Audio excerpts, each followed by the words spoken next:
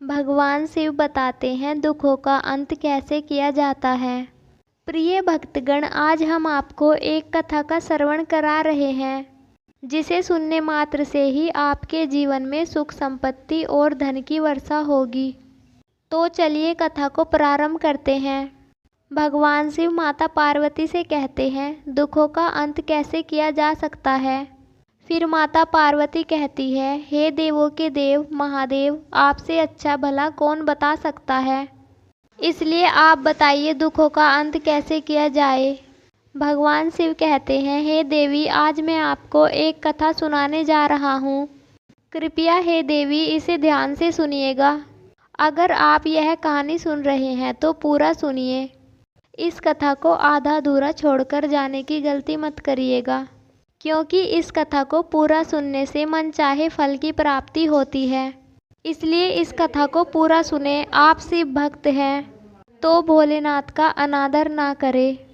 एक बार संध्या के समय बीरपुर के राजा चंद्रभानु सिंह जंगल से शिकार खेलकर अपने राज्य को वापस लौट रहे थे। तभी उन्होंने रास्ते में देखा एक बालक जलती हुई चिता के पास खड़ा है।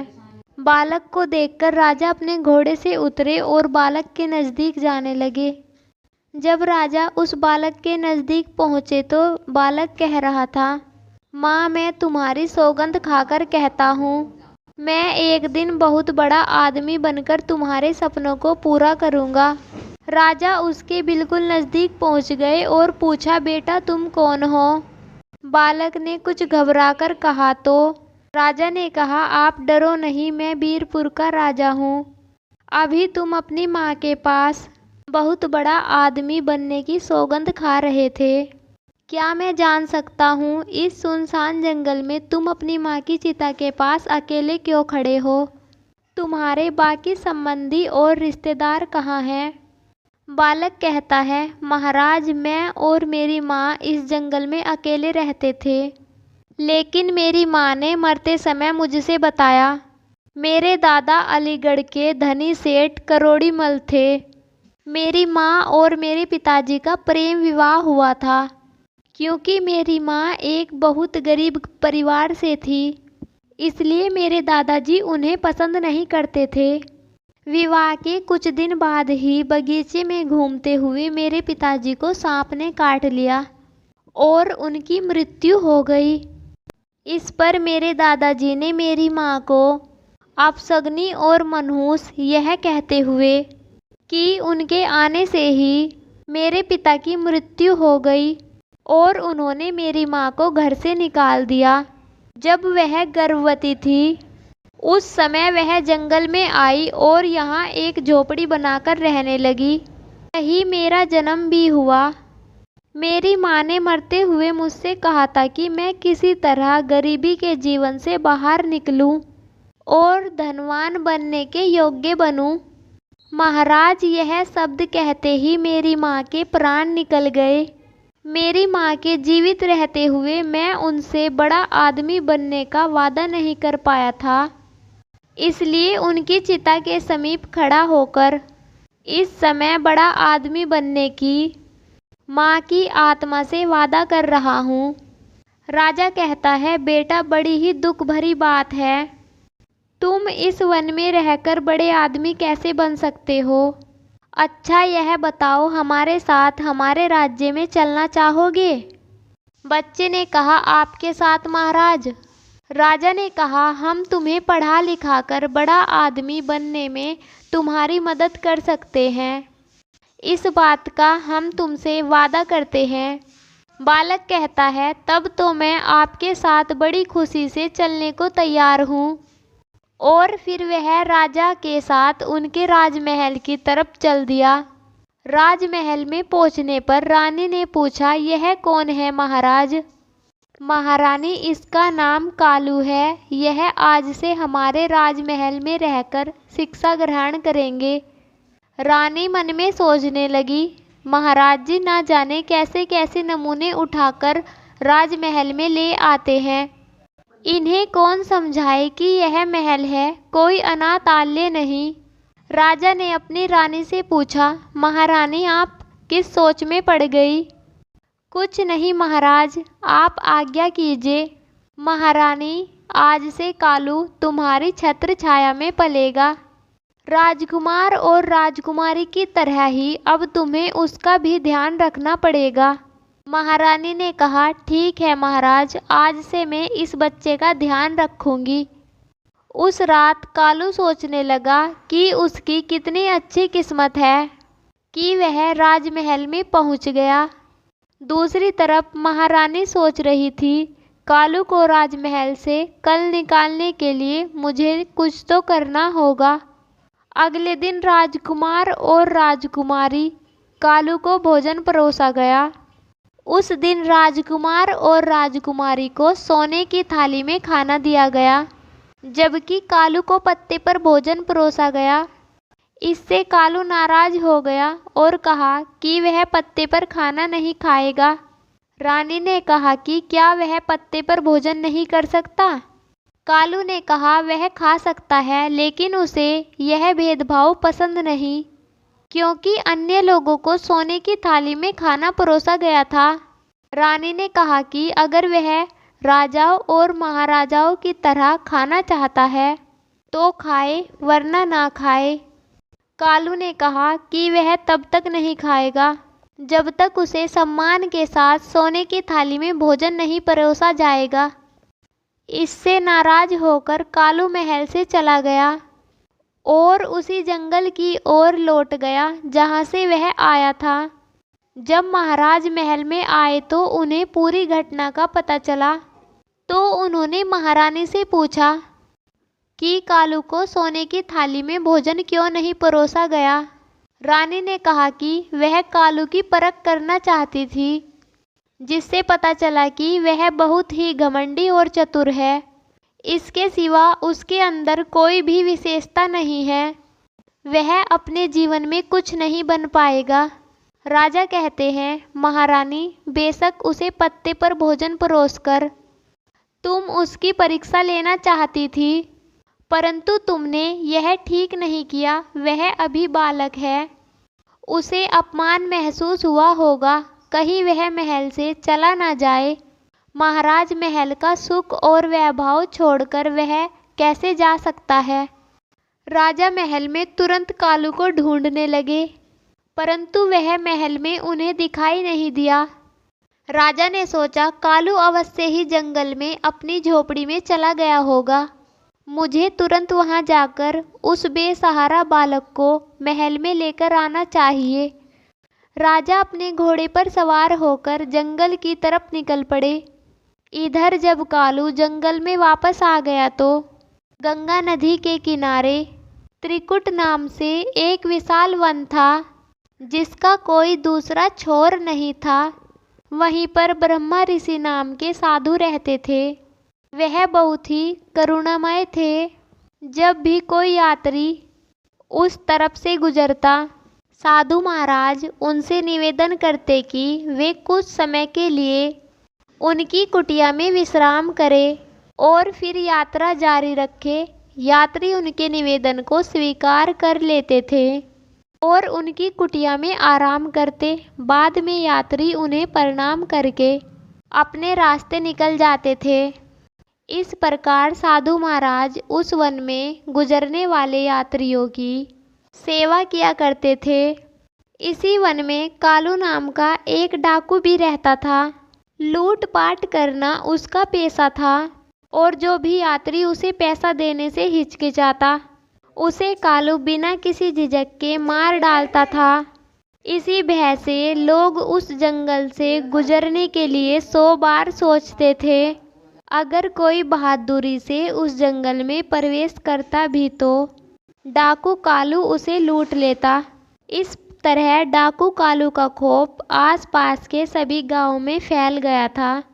एक दिन गांव के कुछ लोग एकत्रित हुए और उन्होंने डाकू कालू से मुक्ति पाने की योजना बनाई। एक व्यक्ति ने कहा, डाकू कालू का अंत दिन प्रतिदिन बढ़ता जा रहा है, हमें इसे कुछ भी करके निपटाना चाहिए। एक ने कहा, भाइयों, संगठन में बहुत शक्ति होती है, यदि हम सब मिलकर उस पर धावा बोल दे तो कैसा रहेगा? इससे तो हम सहज ही उसे अपने कब्जे में कर लेंगे। तब हम उसकी गर्दन काटकर उसे मार देंगे। दूसरे ने कहा, विचार तो तुम्हारा बहुत ही उत्तम है। तो फिर देरी किस बात की, आज ही डाकू कालू पर धावा बोल दिया जाए।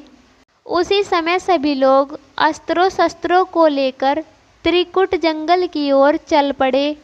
वन में पहुंचकर वो डाकू कालू को ललकारने लगे।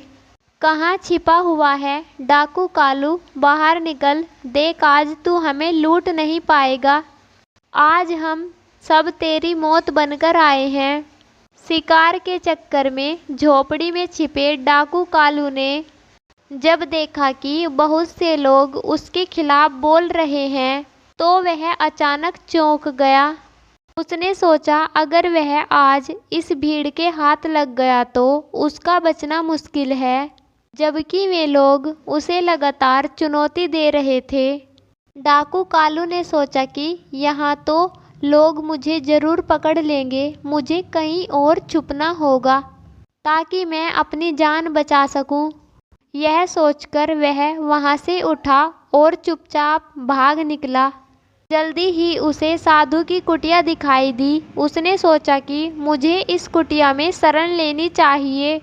वह कुटिया के समीप पहुंचा तो वह बहुत ही हाँफ रहा था।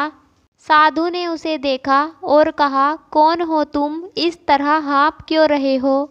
और इस वीरान जंगल में तुम अकेले क्या कर रहे हो? साधु ने फिर से पूछा, कौन हो तुम, क्या तुम घर से भागकर आए हो? कालू ने कहा, नहीं महर्षि, ऐसी कोई बात नहीं है। तब कालू ने अपनी सारी राम कहानी ऋषि को सुनाई। तब ऋषि साधु ने कहा, तो तुम बड़ा आदमी बनना चाहते हो? हाँ ऋषिवर, पर समझ नहीं पा रहा हूँ मैं बड़ा आदमी कैसे बनूँ। ऋषि ने कहा, बेटा यहाँ पर रहकर तुम बड़े आदमी कैसे बन सकते हो? बड़ा आदमी बनने के लिए बुद्धि की आवश्यकता होती है और बुद्धि विद्या ग्रहण करने से आती है। कालू ने कहा, ऋषिवर मैं विद्या कैसे ग्रहण करूं? मेरे पास तो शिक्षा हेतु कोई धन नहीं है, मुझे कौन पढ़ाएगा? ऋषि ने कहा, बेटा अगर तुम सच्चे दिल से शिक्षा ग्रहण करना चाहते हो तो मेरे आश्रम में रहकर तुम विद्या प्राप्त कर सकते हो। फिर कालू ने किसी तरह से अपनी उखड़ी हुई सांसों पर काबू पाया और कहा, साधु बाबा, कुछ लोग मेरी हत्या करने के लिए वन में मुझे खोज रहे हैं, उनसे मेरी रक्षा कीजिए। ऋषि ने कहा, जा तू अंदर जाकर कुटिया में छुप जा। कालू ने ऐसा ही किया और कुटिया के अंदर जाकर छिप गया। तभी कालू को खोजते हुए लोगों की भीड़ कुटिया के पास पहुंची और साधु बाबा से पूछने लगी, बाबा क्या आपने यहाँ से किसी आदमी को गुजरते हुए देखा है? साधु ने कहा, आप किस आदमी की बात कर रहे हैं? लोगों ने कहा, हम डाकू कालू की बात कर रहे हैं। साधु बाबा, उसने मासूम और निहत्थे लोगों को लूटकर बहुत सताया है।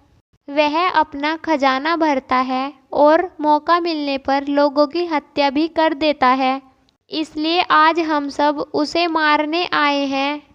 साधु बाबा ने कहा, क्या तुम कालू को मारोगे? वह तो पहले ही गंगा नदी में डूबकर मर चुका है। लोगों ने कहा, साधु बाबा तुम क्या कह रहे हो? साधु बाबा ने कहा, हाँ भाइयों, मेरे कहे पर विश्वास करो और अपने घर वापस लौट जाओ। कालू कुटिया के अंदर छिपा खिड़की से यह सब देख रहा था और सोच रहा था कि आज साधु बाबा की वजह से उसकी जान बच गई। लोग साधु बाबा पर बहुत विश्वास करते थे। उनकी बातों का आदर कर कर वह वहाँ से लौट गए।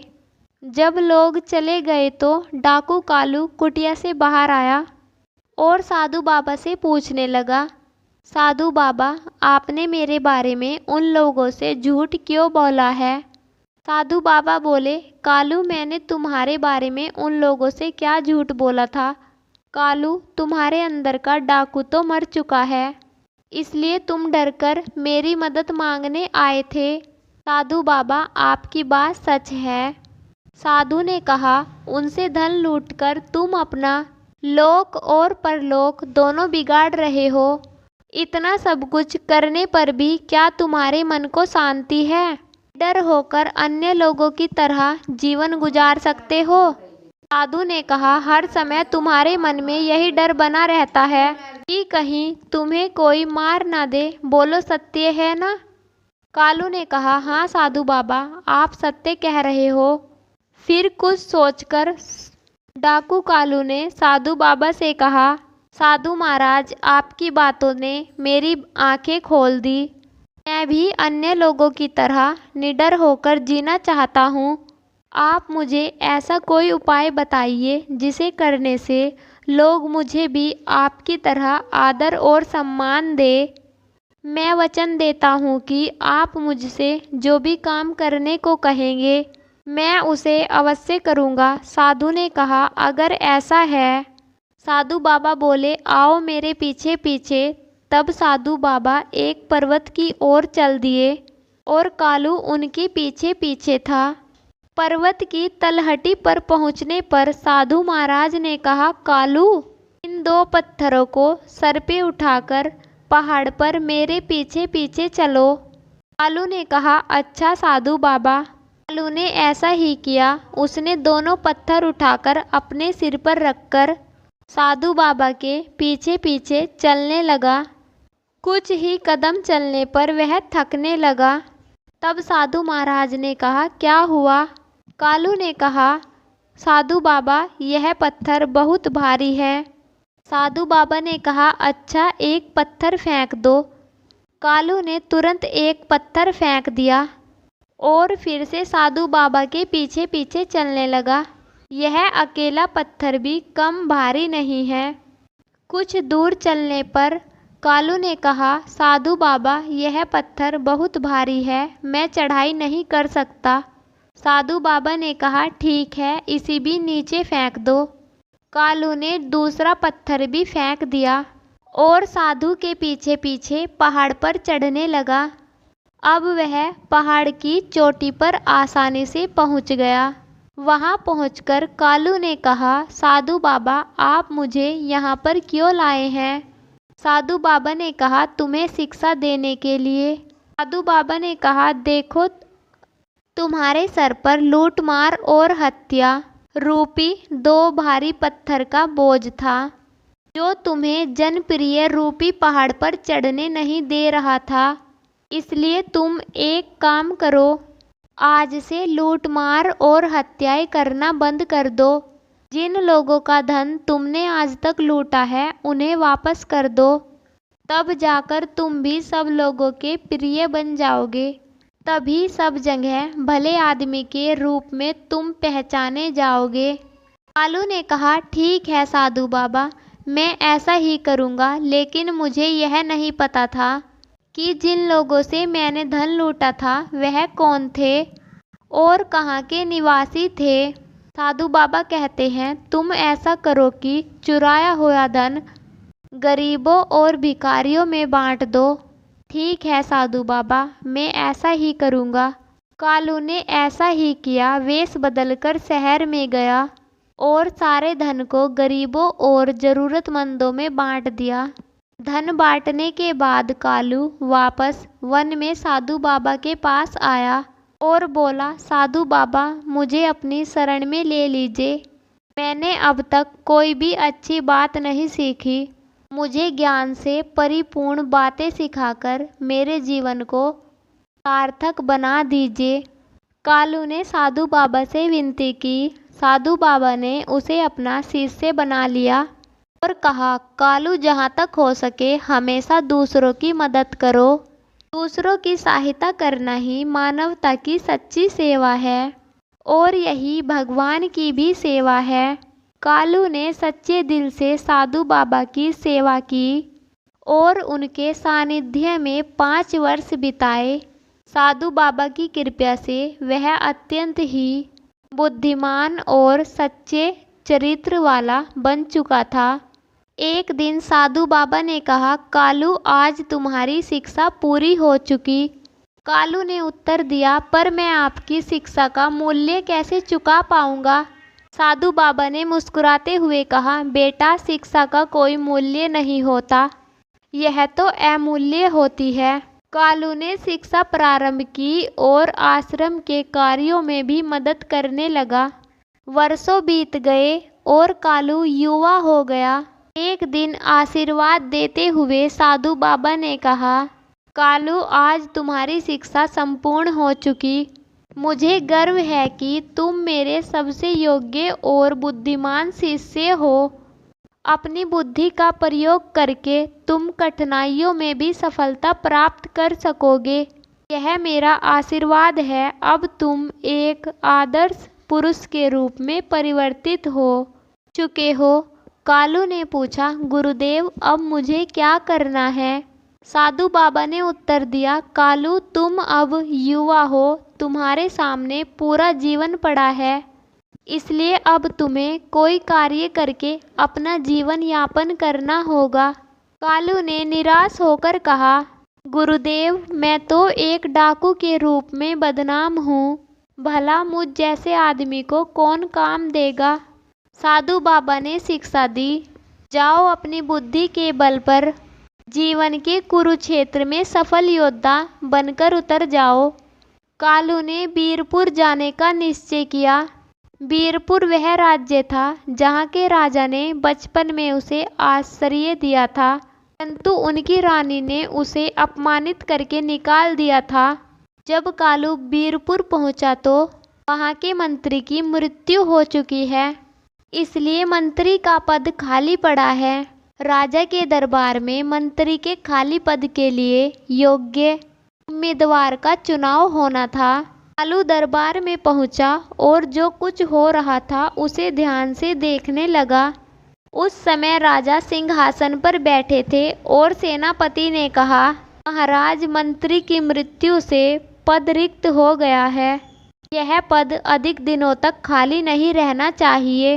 राजा ने कहा, आप ठीक कह रहे हो। सेनापति परंपरा के अनुसार मंत्री का पद उनके पुत्र सारंग को सौंपा जाएगा। कालू ने कहा, महाराज समय के साथ पुरानी परंपराओं को बदलना ही सही है। फिर एक युवक ने कहा, महाराज मेरा नाम यश है और मैं मंत्री पद के लिए अपना नाम पेश करना चाहता हूँ। कालू ने अपना नाम यश बताया ताकि राजा चंद्रभानु सिंह उसे पहचान ना सके। कई सालों के बाद राजा चंद्रभानु सिंह बूढ़े हो चुके थे। कालू ने कहा, महाराज आप जैसे चाहे मेरी परीक्षा ले लीजिए, मैं आपकी कसौटी पर खरा उतरा तो ठीक है, वरना आप मुझे जो सजा देना चाहें दे सकते हैं। राजा ने कहा, युवक तुमने जो सलाह दी है उसे हम तभी मानेंगे जब तुम हमारे द्वारा ली गई परीक्षा में उत्तीर्ण हो जाओगे। हम सारंग और तुम दोनों की परीक्षा लेंगे और जो भी इस परीक्षा में उत्तीर्ण होगा उसे हम बीरपुर का मंत्री बनाएंगे। राजा चंद्रभानु सिंह के आदेश पर सोने की मयान में रखी 2 तलवारें तुरंत राज दरबार में पेश की गई। राजा ने सारंग को एक तलवार दी और कहा, सारंग तुम उत्तर दिशा में जाकर केसरपुर के राजा केसर को यह भेंट देकर आओ। फिर राजा ने यश कालू को दूसरी तलवार दी और कहा, यश तुम्हें पश्चिम दिशा के सीमावर्ती राज्य विशालपुर में जाकर विशाल को यह भेंट पहुंचानी है। दोनों उसी समय तलवारें लेकर अपनी अपनी दिशाओं की ओर चल दिए। सारंग जब केसरपुर राज्य के दरबार में पहुंचा तो उसने राजा से कहा, राजन मैं चंद्रभानु सिंह द्वारा भेजा गया दूत हूँ। हमारे महाराज ने यह सोने की तलवार आपके लिए उपहार स्वरूप भेजी है। राजा केसर सिंह ने तलवार को मयान से निकाला तो देखा कि तलवार की नोक पर लाल रंग लगा हुआ है। राजा ने पूछा, यह क्या है? तलवार की नोक पर लाल रंग क्यों लगा है? इसका क्या अर्थ है? सारंग ने मन ही मन सोचा। तलवार पर लगे इस लाल रंग का क्या मतलब हो सकता है? मैं नहीं जानता। फिर भी उसने राजा को जवाब दिया, राजन, लाल रंग का रहस्य यह है कि या तो आप हमारे राजा की तलवार की शक्ति स्वीकार कर ले, वरना हमारे राजा की तलवार आपके राज्य में खून की नदियां बहा देगी। राजा केसर सिंह ने अपने सेनापति को आदेश दिया, राजा चंद्रभानु सिंह ने हमें चुनौती दी है। आज से ही सेना का संगठन शुरू कर दो। हम जल्दी ही बीरपुर पर आक्रमण करने की योजना बना रहे हैं। यह सुनकर सारंग घबराकर वहां से चला गया। दूसरी ओर जब कालू विशालपुर राज्य में पहुंचा और वहां के राजा के सामने पेश हुआ, तो राजा ने पूछा, इस तलवार की नोक पर लगा लाल रंग हमें समझ नहीं आ रहा, इसका क्या मतलब है? कालू ने गहरी सोच में पड़ने के बाद कहा, महाराज, हमारे राजा सम्मान करते हैं। यह तलवार उसी सम्मान का प्रतीक है। तलवार की नोक पर लाल रंग लगने का मतलब है कि हमारा राजा और उनका राज्य आपकी मित्रता के लिए किसी भी हद तक जा सकते हैं। राजा ने खुश होकर कहा, बहुत अच्छी बात है। मैं आपके राजा की इस मित्रता की तलवार को स्वीकार करता हूँ और उनका हार्दिक धन्यवाद करता हूँ। मैं भी पूरी कोशिश करूँगा कि आपके राजा का सच्चा मित्र बनूँ। मेरा तन मन हमेशा उनके लिए समर्पित रहेगा।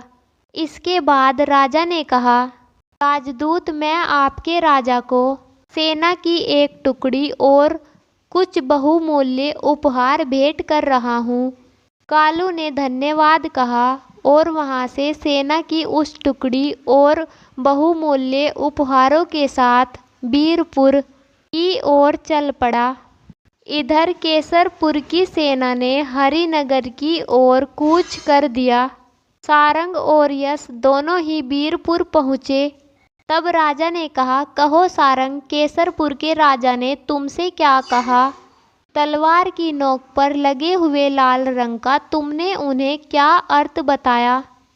तब सारंग ने सारी बातें विस्तार से बता दी।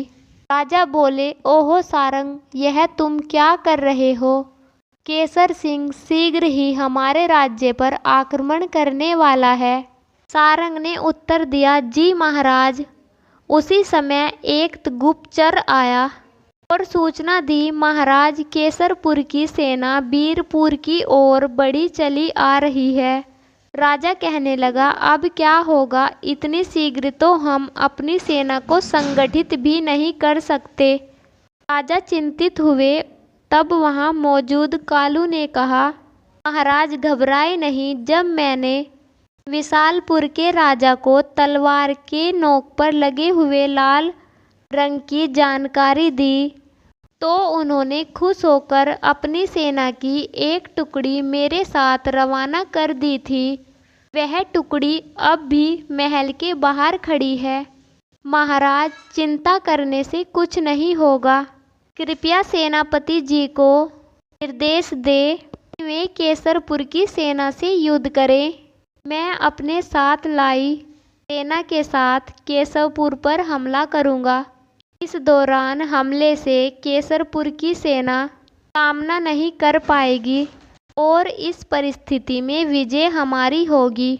जैसा कि कालू ने सोचा था, युद्ध में विजय प्राप्त होने के बाद महाराज चंद्रभानु सिंह ने सारंग को और कालू को महल में बुलाया। महाराज ने कहा, कालू, तुम्हारी वजह से हम जीत सके हैं। हम तुम्हें मंत्री के पद पर नियुक्त करते हैं। सारंग ने उत्तर दिया, महाराज, यह तो मेरे साथ अन्याय है। तब राजा ने कहा, मैंने तुम दोनों को एक सी भेंट देकर राजाओं को देने के लिए कहा था, किंतु तुम दोनों ने अपनी बुद्धि से उन दोनों भेंटों का अलग अलग अर्थ निकाला। यश ने बुद्धिमानी और दूरदर्शिता से काम लिया। जबकि सारंग तुमने अपनी मूर्खता से केसरपुर के राजा को सदैव के लिए हमारा शत्रु बना दिया। अब बताओ, हम तुम्हें वीरपुर का मंत्री बनाए या यश को? सारंग ने कोई जवाब नहीं दिया और सर झुकाकर चुपचाप दरबार से निकल गया। तब महाराज ने घोषणा की, हम यश को वीरपुर का मंत्री नियुक्त करते हैं। इसके बाद उसी रात को यश के मंत्री बनने के सम्मान में उसे राजमहल में भोजन के लिए आमंत्रित किया गया। तब महारानी ने स्वयं अपने हाथों से यश को भोजन परोसा। मंत्री बने हुए यश ने कहा, क्षमा करें महाराज, मैं भोजन इस चांदी की थाली की उपेक्षा सोने की थाली में करना पसंद करूंगा। तब राजा ने कहा, ठीक है, उसका भी प्रबंध कर देते हैं। जब कालू को सोने की थाली में भोजन परोसा गया तो उसने कहा, देखिए महारानी जी, जिसके बारे में आपने कभी मना किया था। महारानी ने पूछा, आप क्या कह रहे हो मंत्री जी? मंत्री ने उत्तर दिया, महारानी जी याद कीजिए, आज से 15 वर्ष पहले आपने कालू नामक युवक को पत्ते पर भोजन परोसा था। महारानी बोली, हाँ याद आया। उस गुरूर बालक ने तब उस भोजन को खाने से मना कर दिया था और कहा था कि वह तभी इस महल में भोजन करेगा जब उसे सोने की थाली में भोजन परोसा जाएगा। महारानी कहती है, लेकिन आपको यह बातें कैसे पता है? कालू ने उत्तर दिया, मैं वही बालक हूँ महारानी जी। तब राजा चंद्रभानु सिंह ने महारानी जी से कहा, देखो महारानी जी, जिस बालक को आपने अहंकारी समझा था वह आज इस राज्य का मंत्री है। तब मंत्री जी ने कहा, महाराज, यदि महारानी ने उस समय मुझे अपमानित नहीं किया होता तो मेरे मन में ऊंचाइयों को छूने की तीव्र इच्छा नहीं जागती। मैं तो महारानी जी का एहसानमंद हूँ। यह सुनकर महारानी जी ने कहा, यह तो आपकी विनम्रता है। इस तरह कालू ने कुशलतापूर्वक मंत्री का पद संभाला। फिर एक दिन राजा चंद्रभानु सिंह ने कालू को एक पत्र दिया और कहा, तुम उदयपुर राज्य जाओ, वहाँ चोरी काफ़ी बढ़ गई है। कृपया तुम जाके अपने विवेक से उस राज्य को चोरों से मुक्त कराओ, क्योंकि वहाँ के राजा ने मुझे पत्र लिखकर सहायता के लिए कहा है। फिर कालू उदयपुर की दिशा की ओर चल पड़ा और एक दिन और रात चलकर वहां पहुंच गया। वह राजा शशिकांत सिंह के पास गया और बोला, राजा चंद्रभानु सिंह ने आपके नाम यह पत्र भेजा है। राजा ने पूछा, चंद्रभानु सिंह ने मदद के लिए तुम्हें भेजा है? कालू ने कहा, हाँ। कालू से पत्र लेकर फिर राजा ने पढ़ा, जिसमें लिखा था, यह पत्र लेकर जो व्यक्ति आपके पास आ रहा है वह 5 वर्ष से मेरे पास मंत्री के पद पर है। मेरे साथ 5 वर्ष बिताने के बाद अब उसका मन पूरी तरह से साफ हो गया है और मेरी शिक्षा से उसकी बुद्धि तीव्र हो गई है। इसलिए मैं चाहता हूँ आप उसे अपना सलाहकार नियुक्त कर ले। आपका हरतेशी राजा चंद्रभानु सिंह। पत्र पढ़ने के बाद राजा सोचने लगे, यह आदमी एक समय में ख्यात डाकू रहा है और फिर एक राज्य में मंत्री रहा है। क्या इसे विशेष सलाहकार जैसे पद पर नियुक्त करना ठीक है? परंतु तभी उनके दिमाग में दूसरा विचार आया। पूर्व में चाहे यह मंत्री कुछ भी रहा हो, परंतु जब राजा चंद्रभानु सिंह जैसे अनुभवी राजा ने बताया है तो निश्चय ही यह उपयोगी होगा। में यह विचार आते ही उन्होंने कालू से कहा, तुम्हारा क्या नाम है? कालू, आज से हम तुम्हें अपना विशेष सलाहकार नियुक्त करते हैं। कालू कहता है, महाराज, तब तो मैं बड़ा सौभाग्यशाली हूँ। उस दिन राजा शशिकांत सिंह कालू के साथ दरबार में पहुँचे और उन्होंने कहा, कालू, आज से तुम यहीं पर बैठे रहोगे। हे महाराज, कालू ने उत्तर दिया। कालू ने अभी अपना स्थान ग्रहण ही किया था, परंतु कुछ लोग अपनी शिकायत लेकर दरबार में आए। उनमें से 3 पुरुष और 1 वृद्ध महिला थे। एक पुरुष ने आगे बढ़कर महाराजा से कहा, महाराज, इस बूढ़ी महिला ने हमारा सारा धन हड़प लिया। कृपया न्याय करें और हमें हमारा धन वापस दिलाए। महाराज ने कहा, पहले हमें सभी विवरण बताओ, तब हम कोई निर्णय लेंगे। महाराज ने कहा। इस पर वृद्ध महिला ने आगे बढ़कर कहा, महाराज, यह तीनों झूठ बोल रहे हैं। मैं शुरू से ही आपको पूरी बात बताऊंगी।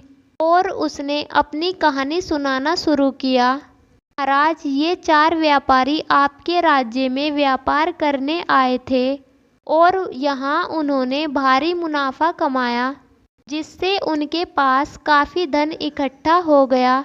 फिर एक दिन ये चारों व्यापारी अपना संपूर्ण धन लेकर मेरे पास आए और कहा, बूढ़ी माँ, हम इस राज्य में नए हैं और काफ़ी धन है हमारे पास, कृपया हमारे धन की रक्षा करो। मैंने पूछा, मैं रक्षा कैसे करूं? उन्होंने कहा, हम तुम्हारे घर के आंगन में धन गाड़ देंगे और जिस दिन हम चारों एक साथ आकर अपना धन मांगेंगे, उस दिन तुम हमें धन वापस कर देना। अगर हम में से कोई आकर एक धन मांगे, उसे मत देना। मैंने कहा, यह तो बिल्कुल सरल है, मेरे लिए क्या है? व्यापारी ने कहा, बूढ़ी माँ, इसके बदले में हम तुम्हें धन देंगे। मैंने तब कहा, मुझे तुम्हारी बात मंजूर है। फिर उन्होंने घर में गड्ढा खोदा, 2 बड़ी पोटलियाँ गड्ढे में धरी और उसे मिट्टी से बंद कर दिया। फिर वे चारों बोले, बूढ़ी माँ, हम हर शाम को यहाँ भोजन करने के लिए आया करेंगे। मैंने कहा, बड़े शौक से आओ। रोज़ शाम को जब वे भोजन करने आते तो मुझसे पूछते, हमारा सारा धन सुरक्षित तो है ना? मैंने जवाब दिया, हाँ बेटा, तुम्हारा धन पूरी तरह सुरक्षित है। एक दिन जब उन 4 व्यापारियों ने खजाने की जगह को खोदा तो वहाँ पर धन अभी भी वैसा ही था जैसा छोड़ा था। अब उन्हें मेरी ईमानदारी पर कोई संदेह नहीं रहा।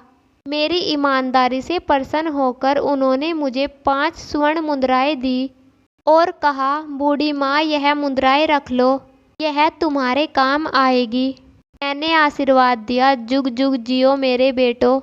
लेकिन उन चारों में से एक के मन में लालच जाग उठा। उसने सोचा, यदि वह मुझे धोखा देकर सारा धन हड़प ले तो उसकी जिंदगी बिना किसी मेहनत के आराम से गुजर सकती है। एक दिन वह चारों व्यापारी घर से बाहर एक पेड़ के नीचे चौपट खेल रहे थे। तभी उनमें से एक ने दूसरे से कहा, तुम बूढ़ी माँ से जाकर कह दो कि वह जल्दी से खाना बना दे, बहुत भूख लग रही है। ठीक है, मैं अभी जाता हूँ। और वह घर की ओर चल दिया। वह सोच रहा था कि यह सबसे अच्छा मौका है जब उसके साथी बाहर व्यस्त हैं और वह अकेले धन को हड़प सकता है। घर के अंदर पहुंचकर उसने मुझसे कहा, बूढ़ी माँ, हमें इस वक्त सारे धन की आवश्यकता है। मेरे साथियों ने धन लाने के लिए मुझे भेजा है। मैंने कहा, सारे धन की इस समय तुम लोगों को क्या आवश्यकता है? उसने कहा, अगर तुम्हें मेरी बात पर यकीन नहीं हो रहा, तुम बाहर जाकर मेरे साथियों से पूछ लो। तब मैं दरवाजे पर आ गई और बाहर बैठे चौपट खेल रहे व्यापारियों से बोली, तुमने जयंत से जो कहा है, क्या वह ठीक है? उन्होंने कहा, हाँ बूढ़ी माँ, ठीक है, परंतु जरा जल्दी कर दो। तब मैं घर के अंदर आ गई और बोली, तुम्हारे साथी भी तुम्हारी बात का समर्थन कर रहे हैं, इसलिए गड्ढे को खोदकर तुम अपना धन ले जा सकते हो। वह व्यक्ति मन ही मन सोच रहा था कि चाल कामयाब हो गई। वह तेजी से गड्ढा खोदने में जुट गया और धन के 2 बड़े थैले बाहर निकाल कर रख दिए। मुझसे बोला, बूढ़ी माँ, तुम मुझे 1 लोटा पानी ला दो, मुझे बड़ी प्यास लग रही है। मैंने कहा, अभी लाई बेटा। और फिर मैं पानी लेने चली गई। इतने में ही पलक झपकते ही वह व्यक्ति दोनों धन से भरे हुए थैले घर के पीछे खड़े हुए घोड़ों पर लादकर वह व्यक्ति भाग निकला। दूसरी ओर उसके साथी जो बाहर चौपट खेल रहे थे सोचने लगे उनका मित्र अभी तक क्यों नहीं लौटा। उन्होंने कहा, चलो अब तक तो खाना तैयार हो गया होगा, अंदर चलते हैं। ये तीनों अंदर गए और मुझसे बोले, खाना तैयार है क्या? हमने तो बहुत पहले अपने मित्र को खाना बनाने के लिए कहा था। मैंने कहा, उसने तो मुझसे कुछ नहीं कहा। वह व्यक्ति तो सारा धन लेकर तुम्हारे पास गया है। जब तीनों व्यापारी यह सुनते हैं तो सदमे में पड़ जाते हैं और कहते हैं, लेकिन तुमने अकेले उसे सारा धन क्यों सौंपा? मैंने कहा, मैं दरवाजे पर आई थी और तुमने कहा था कि जल्दी करो। वे बोले, हमने तो सिर्फ खाना बनाने को कहा था। महाराज, यही है सारी कहानी। बताइए इस घटना में मेरा क्या दोष है? फिर तीनों व्यापारी कहते हैं, वह बुढ़िया झूठ बोल रही है। अवश्य ही इसे इस बात का पता है कि हमारा मित्र धन लेकर कहाँ गया है।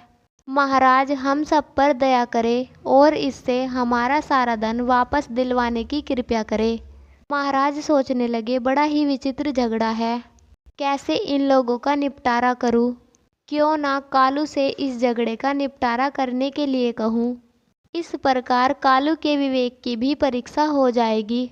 यह सोचकर राजा ने कालू से कहा, तुम इन लोगों के झगड़े का निपटारा कर सकते हो?